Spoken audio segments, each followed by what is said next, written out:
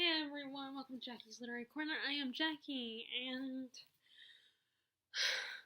I'm a little stressed out because once again, I am trying to, not get myself stressed out, but there are so many readathons that I hear about that I get excited to do, and then there's the ones that I've already planned on doing, or I try to do every year, and I fail miserably.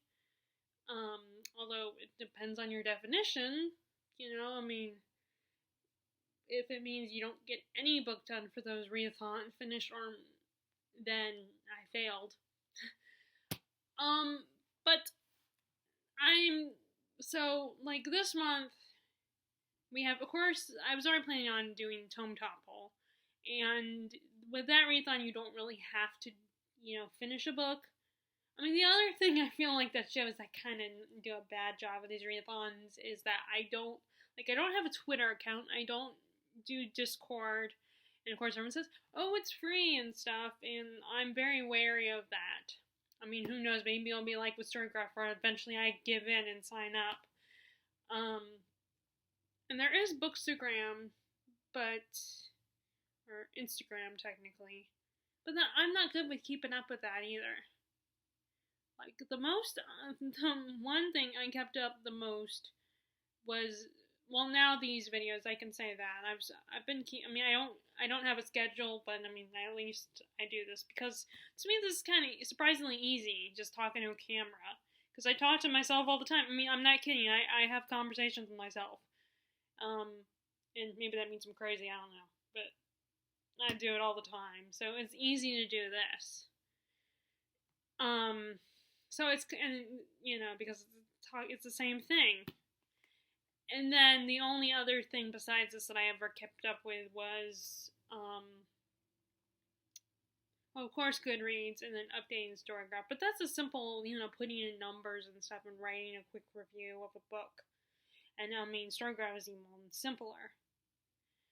And then roleplay, I was good at keeping up with that, but that was because there was other people. I was relying on other people. It wasn't just me. So it was, someone was holding me accountable for, and then, got to the point where when I would roleplay with either Terry or this other girl I used to roleplay with, again, it was just them, and they would rely on me, and then the one girl was very needy about it. If I disappeared for the day, for a few hours, because I was going shopping with my mom or something, or I went for my daily run, or it was time for me to, or I actually wanted to go to sleep, I would have to let her know if I was going to leave the computer for a little while, if I was not going to respond to her for a while. I was like, seriously, this is just role play. It's not the end of it's not your it's not your job. It's not we just know each other through the internet. The difference between me and this girl, and then Terry, is that I met Terry and we've been hanging out together in person. We've physically been in each other's presence, not through the computer, but I visited her, she's visited my house since 2011, and then I've come to Florida, I think only once, but that was because my family's taking a vacation there. It's just a lot harder for me to come see her because, I'm not as good at being on my own and figuring out stuff like that, despite the fact that I'm 30 years old, 31. I still am a little not as self-aware as I could be.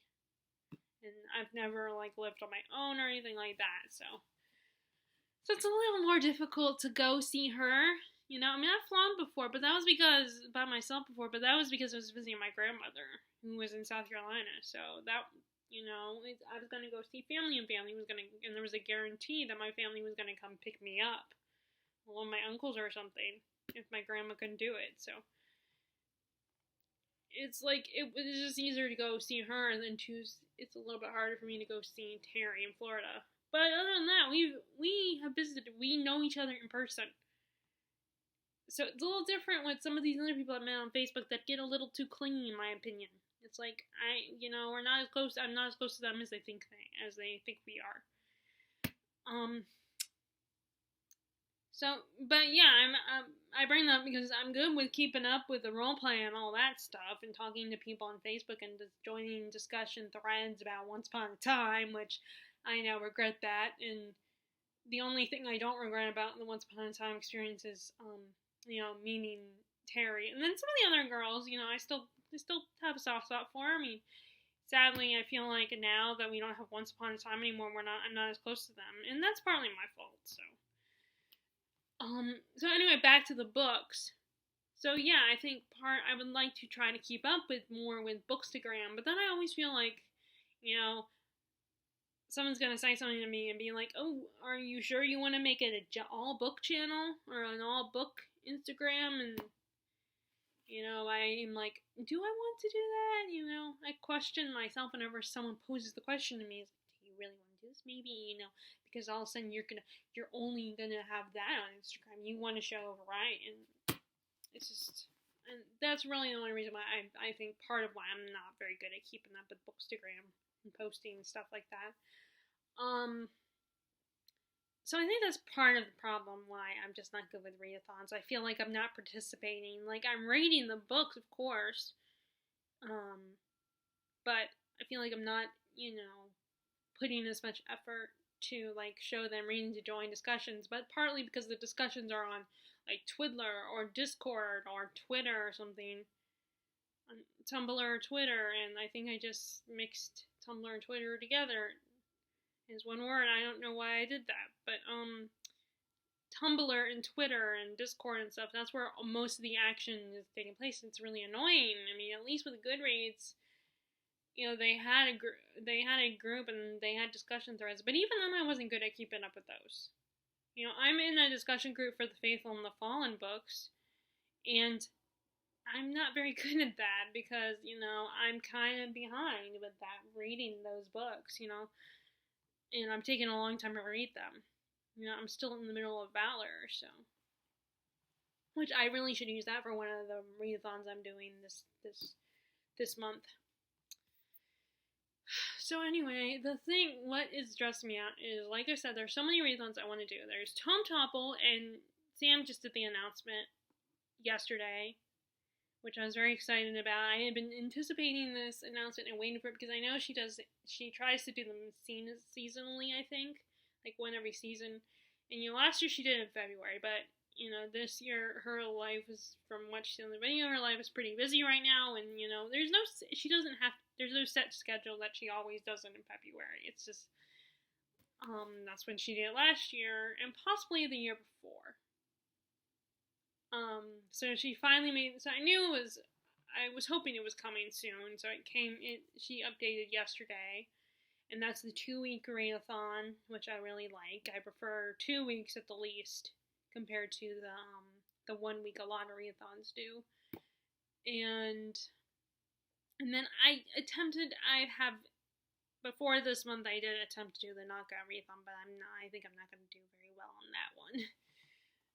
But and then also this month is before, a few days before the month March started, I heard about the Tis the Damn readathon, which I told you guys about. Is the Taylor Swift readathon. I think I told you guys, or maybe I'm just imagining I told you guys, and really I just told my two of my best friends.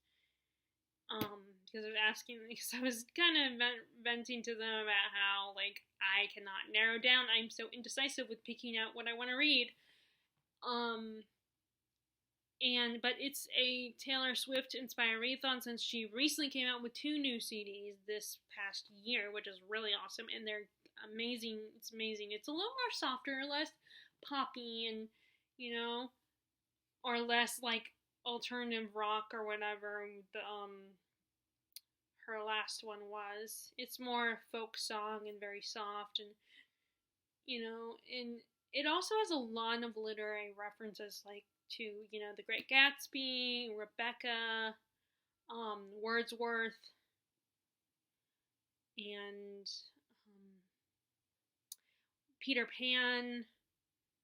I think that's all of them, all the ones that she references, at least on these 2 CDs. Jane Eyre. She also references Jane Eyre. and basically you want to collect all of her CDs. So there's 3 prompts for each CD, and you have to at least complete 1 prompt to collect the CD. And it's all March. It's March 1st to the 31st. And so I'm still kind of thinking, I'm like, it's officially started today. So I'm still kind of like, I sort of got a TBR, but it's kind of shaky right now. And so I am, which reminds me, I should have got, it's over there. I'll have to get that other book.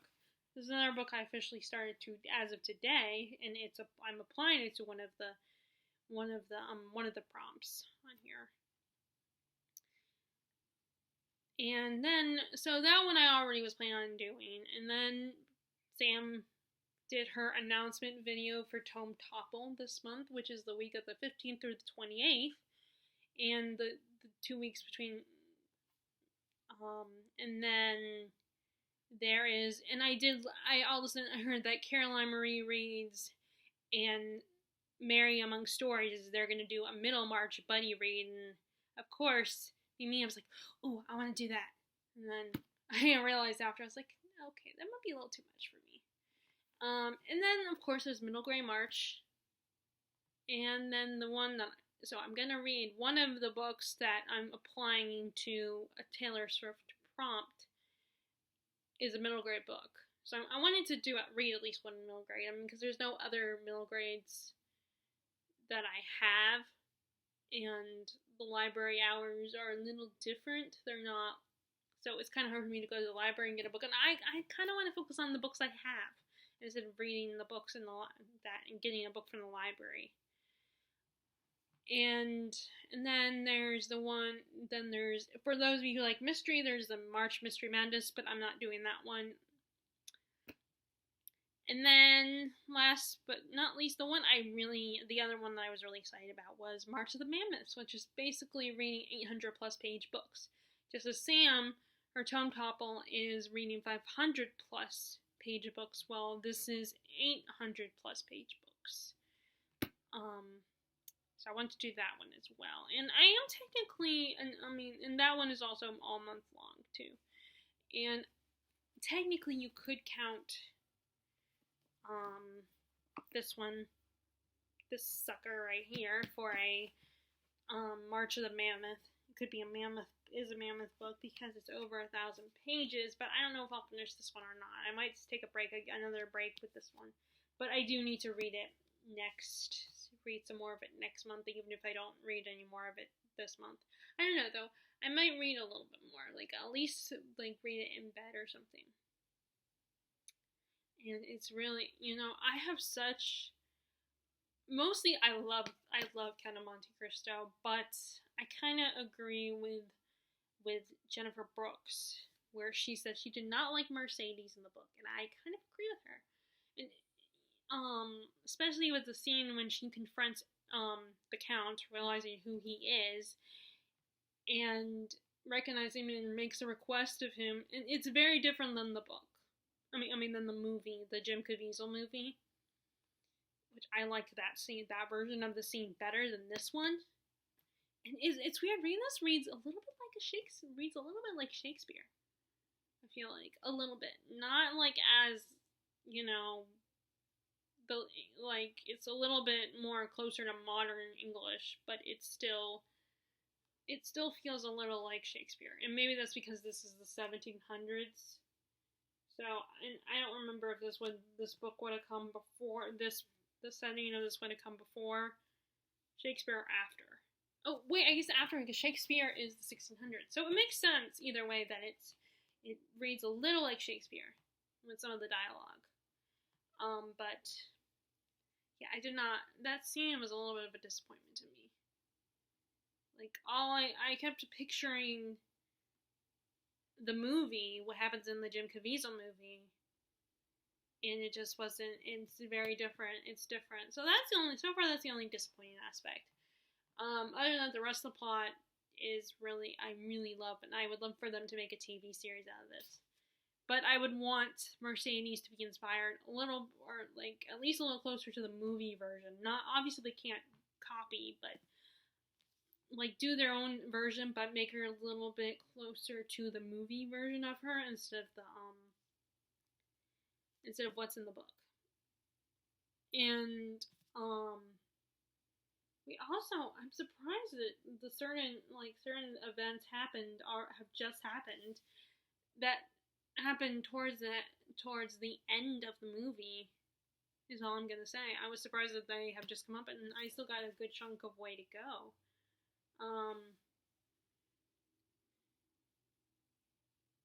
But there are so many differences, which is not a surprise. I mean, movies are always different. First of all, especially if a book is this size, they have to cut it down. Like they can't include everything. They have to cut a lot of stuff out and tweak a few things that won't work well on screen.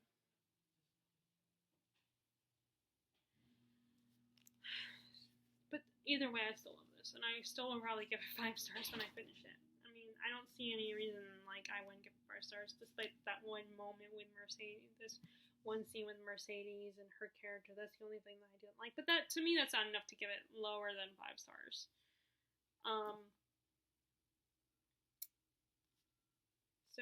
So this could apply to March of the Mammoths, and this could also apply to one of the prompts in the Taylor Swift "'Tis the Damn Readathon" is a book that has been on your shelf the longest, and this has been on my shelf the longest, even longer than American Gods, which I have decided to let go of Indiana, because it's been like 5 years since I've opened that book up again, and it wasn't, it was interesting, it was intriguing, and a part of me kind of wanted to know what was going to happen, but then not a lot happens in that book. They're just characters traveling, and then we meet some of the gods, and I gotta admit, Shadow, the main character, is kind of dull.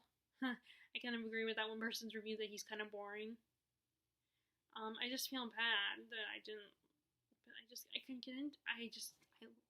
I haven't picked it up. I have no desire to read it, in all honesty. Now I'm still keeping Neverwhere and Good Omens. I'm gonna read those. Actually, Good Omens sounds like a more intriguing plot to me. Like an angel and a demon coming together to find the Antichrist. Essentially, that is such an interesting plot. But anyway. So I'm doing that, and then I also started reading, and this is going to be applying to the blank space. Like if you don't want to do any of the other prompts for any of the CDs, then you can do a blank space, which is either you read one of the books that she mentions in her songs,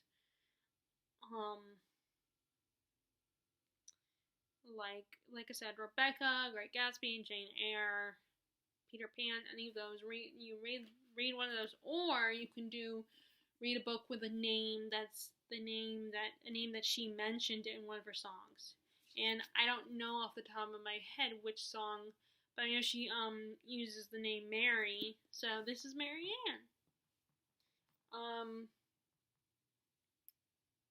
But she spelled it differently. Most people spell it Marianne or Anne.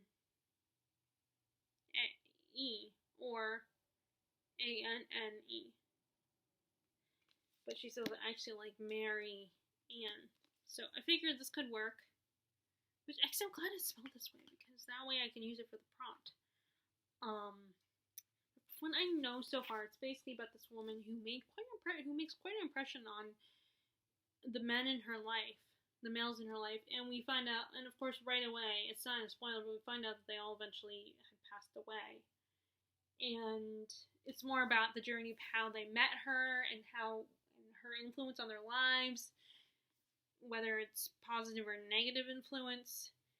And we start with, in the present, we're told what happened to each of these male people in her life, but then we go to the past where we see Marianne as a little girl, a teenage girl. Her biological father either died or left them or whatever, So her mom remarried this guy named, I don't remember what his first name is, Farquhar, I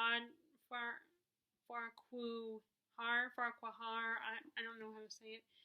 And he works in a printing business. And Marianne turns out to be really smart.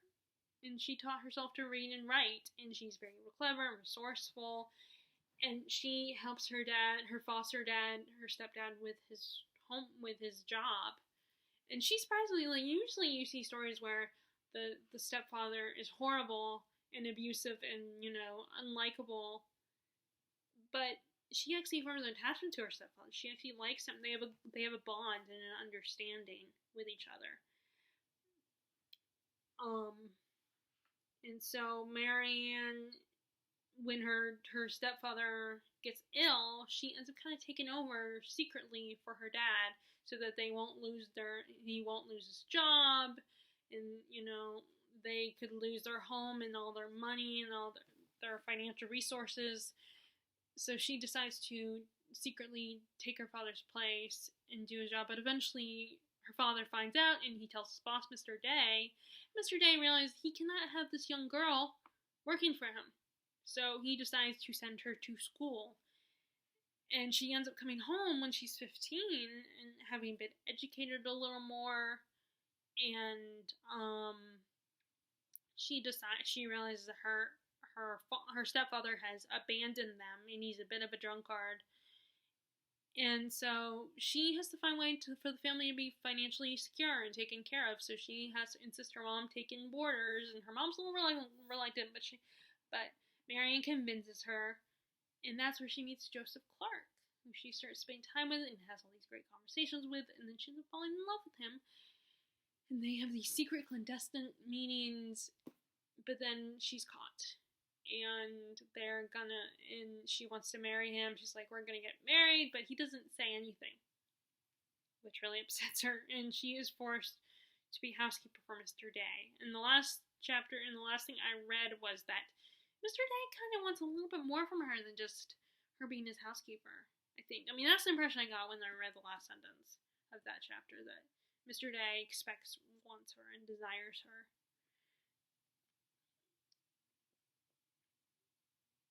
So far it's really interesting, and once again, who doesn't love Daphne du Maurier's writing style is so rich and full, and just like, and it's not too over the top, it's not too verbose, and it's not like, if you're not a fan of Dickens, then if you're not a fan of Dickens' writing style, don't let him lead you to believe that all classic authors write like that, because of course she was also published in let me see, what year did this one come out?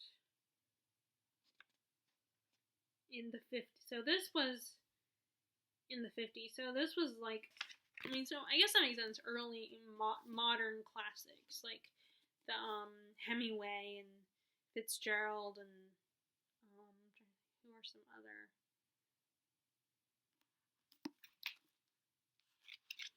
So yeah, her writing is not as like, it reads like regular historical, modern historical fiction. It's not as hard to get into, I mean, it still can be a little bit wordy, but it's a little more easier read than like Dickens or Bronte or something, or Dumas. So I say, like, if you want to get into classics, but you're kind of new to classics, and start with modern classics. Because that writing is a little bit easier and less dense and less wordy, less verbose with its writing, and just, it kind of is more, like, it's still very poetic and, flowery and stuff, but it doesn't take as much time to get to the point.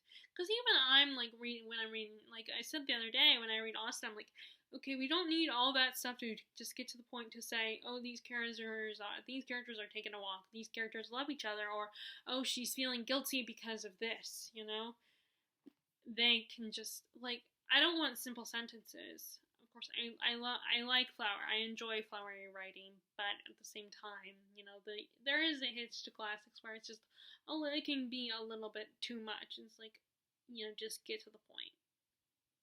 And it gets to the point where And it gets to where I just don't know I'm like confused with what's going on. It's like, okay, what just happened here? Are these characters having a fight? What did this character feel? Did they discover a secret or something? You know, I'm just, okay, what just happened? It can be so wordy that I can't figure out what just went down. Like, what are this character's feelings, or what did they just find out? And this is not, and Daphne du Maurier is not like that with her writing. It's still beautiful and flowery, but it's not as, like I said, it's not as dense. You know, she looks a little bit like, she looks like a younger version of, I can't think of her name. She's in WandaVision, and Catherine Hahn. She looks the woman on the cover looks like a little bit younger version of Catherine Hahn. A little bit. This is a better picture. I am also, okay. And then I started Doctor Sleep, and although I guess I already talked about Doctor Sleep. Like, we are reintroduced to Dan Torrance, Danny, and it's his life, and he's a bit of an alcoholic like his dad, unfortunately, which I think that can happen. A lot of times you can share the same addictions and without meaning to, like, it just gets into your head or your system, I guess. And he doesn't really commit himself to anyone. And I think he was in the same movie theater with the other character who, this woman who's a thief, and she gets abused by her dad. And as an adult, she's recruited by this group of people that are like Dan, where they all have special gifts and stuff and powers. And let me see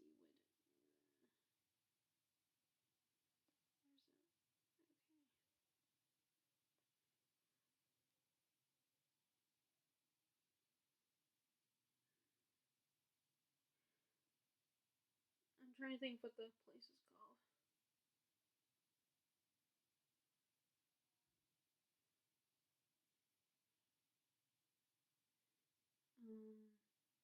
I'm trying to think of.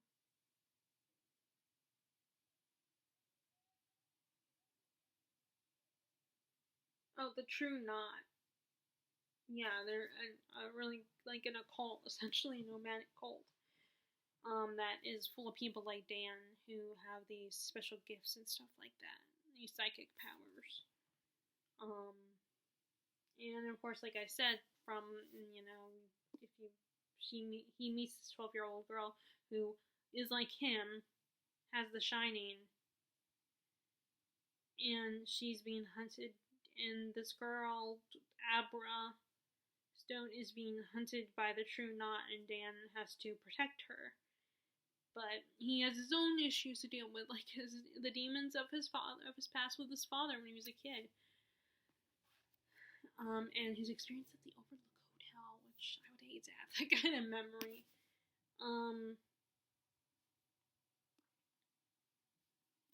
I'm also, so those are the three, and then I am still working my way through my dad's book, so eventually I'll be able to talk to you guys about it. There's as well, which I feel, like, so I'm a little slow, because it's normally not my kind of book, but, my dad wrote it, so I want to support him and then talk about it on my channel. So if you guys, it's your kind of story, then, I can get it out there. This, story that my dad wrote, this novel that my dad wrote. So once I finish it, I'll be able to talk about it. Although, I don't know if I want to wait until I get an actual final copy of the book. And I don't know what's the rule for not allowed to talk about that, how much we're allowed to.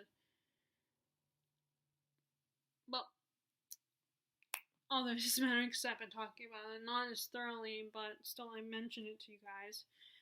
And then, okay, let me get the other book I'm currently working on.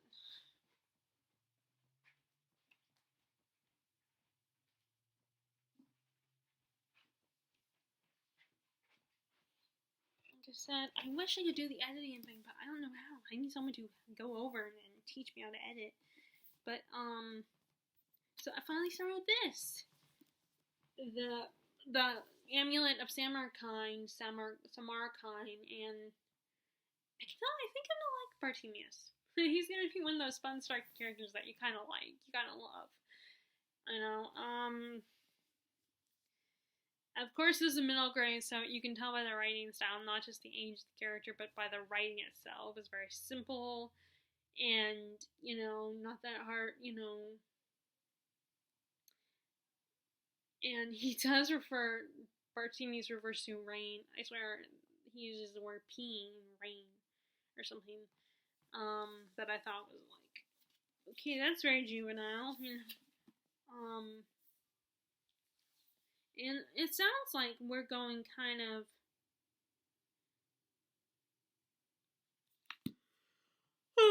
we're going a little like multi-point and multi-POV with the main character, like, because first we're in the Neverwhere with Bartemius, and then on chapter 5 we'll start with Nathaniel's parts.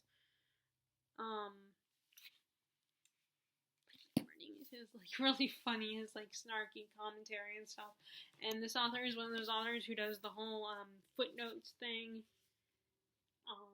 Like it's the character, it's side thoughts from our mate from Bartemius.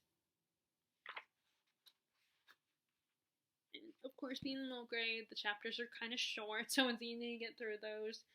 But I definitely will want to when they're old, when the kids are old. My nephews and nieces are old enough, I will definitely pass this on to them, because I'm sure I'm gonna love it. I'm sure I'm gonna love it, because, I'm not that hard to please. So, and this will apply to the prompt of, there's a prompt that's mythology and retelling and stuff like that, but I don't know which. It might be folklore. Actually, it might be folklore, which makes sense, because it's folklore. That's what folklore is, and mythology is, and stuff like that. So it might be apply to a prompt for folklore.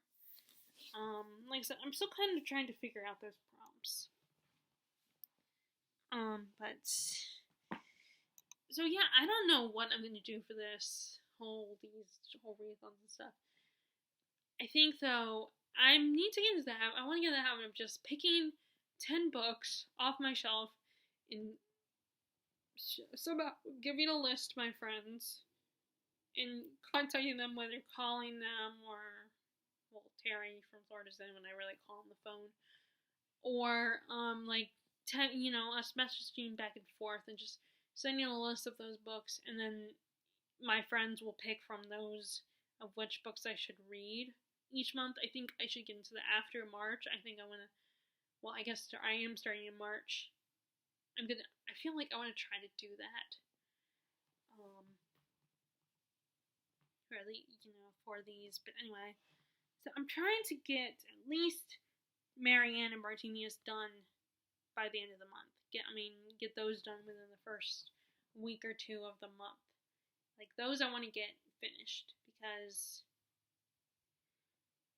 those I want to, because they don't meet they meet the Taylor Swift is the damn Readathon criteria, but they don't meet the other ones, the Tome Topple or the March of the Mammoths TBR criteria. So, yeah, I'm going to try to get those done first, and then I'll figure out where to go from there. The problem is, it seems so simple at first, but then all of a sudden I come home and I look at all my books and I'm like, oh, but I want to read that one.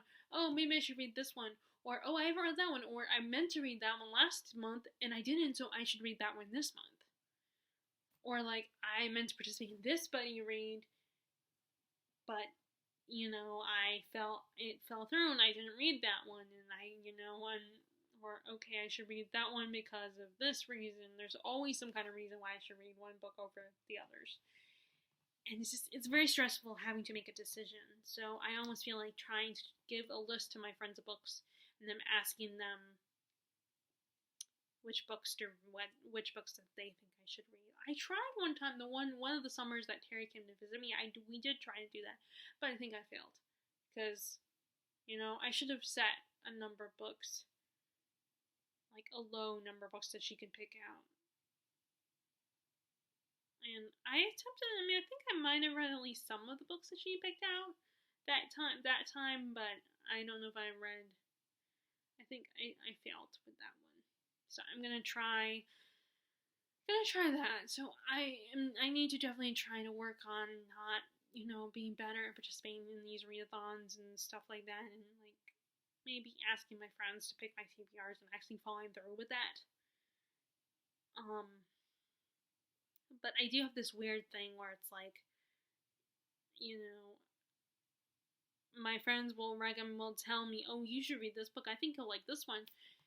And then it's like, actually, I don't want to read that one. I'll read this one. So, yeah. And it's like, nah, I don't want to read your book just because you think I like it doesn't mean I'll like it.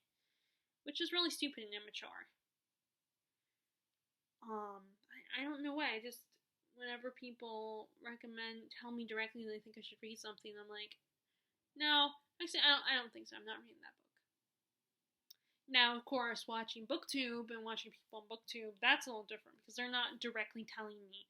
They're telling they're telling their audience, not just you. So I don't know what I'm gonna read for him. You know, I mean, Larissa suggests I do like read one book from each genre, which maybe I should consider that. I don't know. I mean, I have thought about doing that in the past, but then I never do it. I fail with the follow-through, so I'm going to work on that. The rest of this year is working on the not failing at the following through. So that's really all I wanted to say. So I don't really, like I said, I don't have a TBR for you guys to show you what books I'm reading for any of these readathons, unfortunately. But I want to make a video because, of course, I like the idea of making videos on days I have off because then I know I'm gonna read that day.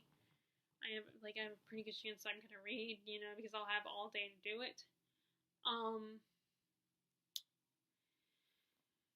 Okay, so that's all I'm gonna say. So if you guys like this video, be sure to give it a thumbs up, click subscribe if you haven't already, click the bell notification if you want to be notified when I post new videos, and continue to wear your mask, stay 6 feet apart from people, use hand sanitizer and wash your hands often, and which to me that's common sense, but apparently there are some people I've seen that don't wash their hands that are grown as adults and will not wash their hands. Like, it's like, okay, you why are you not washing your hands? That's just gross. And I hope you are continuing to be kind to each other and enjoying your reading. All right, bye.